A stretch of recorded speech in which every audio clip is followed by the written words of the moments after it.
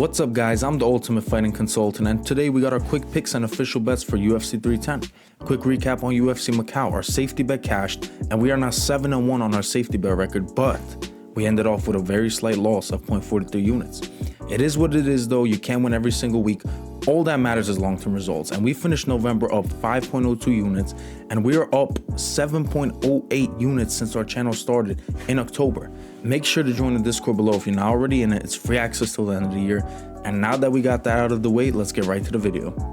Opening up the card, we got two heavyweights, and let's just say they aren't very good. I'm picking Kennedy to win here. He should at least. He's tall, lanky, he has the better striking in this matchup, but I don't trust him, and I wouldn't touch this fight with a 10-foot pole. Minus 660, there's no value anyway, so please don't go throwing Kennedy in a bunch of parlays because he will possibly sell you. Next up, we got Guida taking on Chase Hooper. I'm going with Chase Hooper here, but minus 1150, there's not really any value. These guys have fought in a grappling matchup before, where Chase Hooper got the submission win, and he is on a 2-fight submission winning streak. So I wouldn't mind taking Hooper by sub here once those lines come out, but Hooper is the pick here. Next up, we got Chiesa taking on Max Griffin. This is a grappler versus striker matchup, and I tend to slightly lean towards grapplers in these scenarios. Give me Chiesa to march forward, make this fight gritty, get the takedowns, and get the win. Next up, we got a flyweight bout between Cody Durden and Joshua Van. Cody Durden's coming off a submission win over Matt Schnell, but he was eating some shots in that matchup, and Joshua Van's coming off an absolute war against Edgar Chairez. I'm picking Van here. He's 10 years younger, he has good combos, good power, and I think he's going to be too fast on the feet. As long as he could defend the takedowns, he should get the win here. Next up, we got our rescheduled matchup, Chris Weidman versus Eryk Anders, and my pick has not changed. I'm rocking with Chris Weidman. He has good wrestling, solid striking, and he's just going to be the more technical guy in there. As long as he could avoid Anders' big power shots, Weidman gets it done here. Opening up the prelims, we got Randy Rude Boy Brown taking on Bryan Battle. You know, I checked DraftKings the other day and I saw like 84% of bets are placed on Battle here. And I don't blame you guys. I think the way Battle won his last fight and gave that post-fight speech got this line super inflated though. The reason I say this is because I'm picking Randy Brown. I got him at plus 205 and he is our underdog of the week because I don't see this fight hitting the ground. And in that case, we have Randy Brown, tall, lanky, good footwork, slick striking, in and out, as a plus 205 in a fight that'll stay on the feet. Even if it does go to the ground, Randy Brown's not a fish out of water, he's a BJJ black belt. I'm taking that all day. There's plenty of value there because I see this fight being a lot closer than these odds suggest. Give me Rude Boy as the pick. Next up, we got a fight which is very disrespectful that it's on the prelims. Movsar Evloev, undefeated. Aljamain Sterling, former champion. Listen guys, I like Aljo, but I'm going with Evloev here.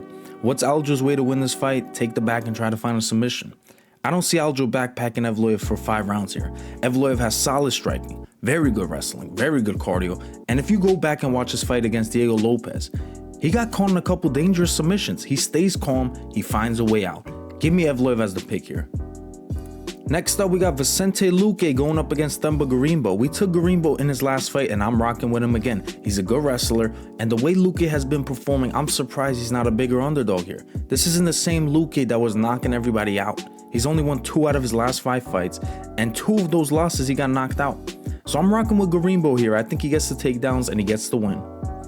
And for our feature prelim, we got a fight I also don't really want to touch. Anthony Smith taking on Dominick Reyes.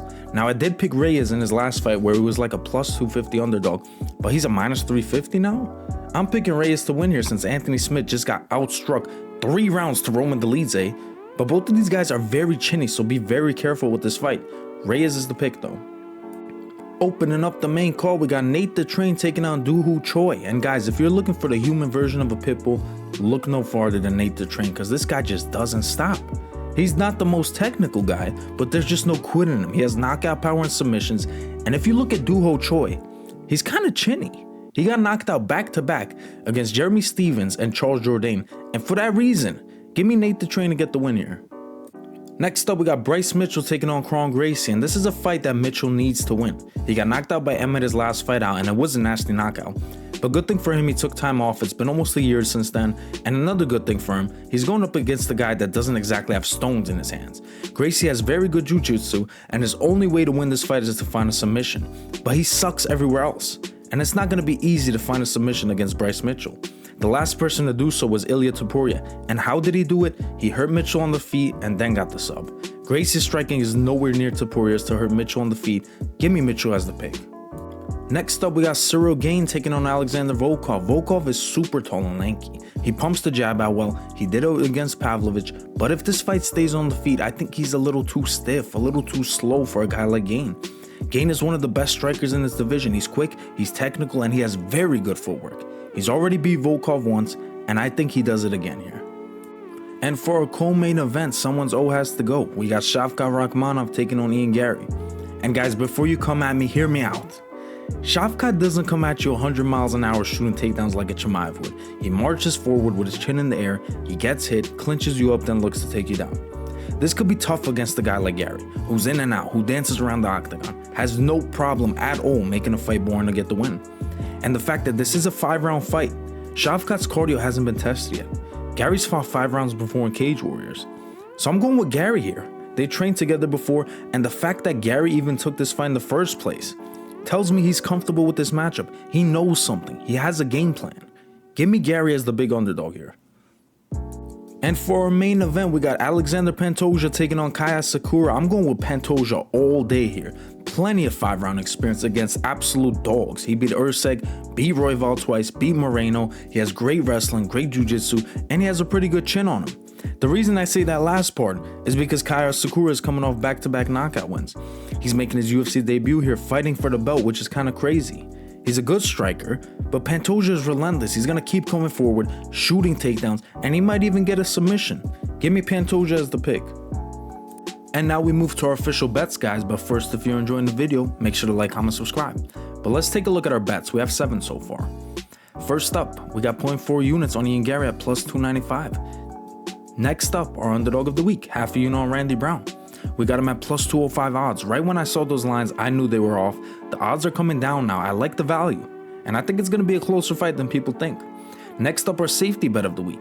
And speaking of safety bet, guys, we're 7-1 on our safety bet record. And if you don't know what that means, my safety bets are 1 to 2 fighters that we could get around plus 100 to minus 150, which I think have the best chance of winning. And this week, that's Alexander Pantoja and Movsar Evloev. We have 1.5 units on that at minus 109. Next up, we got 0.85 units on Nate the Train and Ciryl Gane at plus 120. Another parlay, we got Josh Van and Bryce Mitchell, 0.85 units at minus 113. Next up, we got 0.4 units on Chris Weidman paired up with Evloev at plus 158. And last but not least, we got 0.4 units on Gorimbo and Pantoja at plus 120. That's all I got for you so far. Make sure to join the Discord below for real-time updates because I do post more bets on there when I place them from now until Saturday. If you enjoyed the video, make sure to like, comment, subscribe. I'm the Ultimate Fighting Consultant, and I'll see you in the next one.